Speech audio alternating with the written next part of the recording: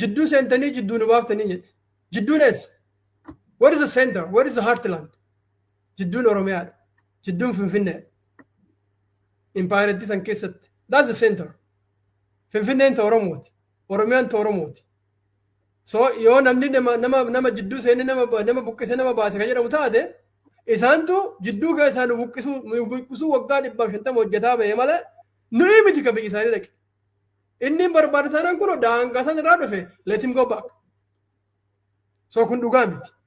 Kan jidduu nuyi.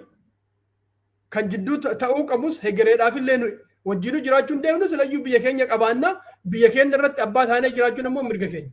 So garuu biyyi ta'e isaatii miti. Namni martuu ni beeka. Ganda tufaa munaati. Siigale ganda tuulamaati. Biyya tuulamaati. Oromoo keessaayyuu biyya Oromooti.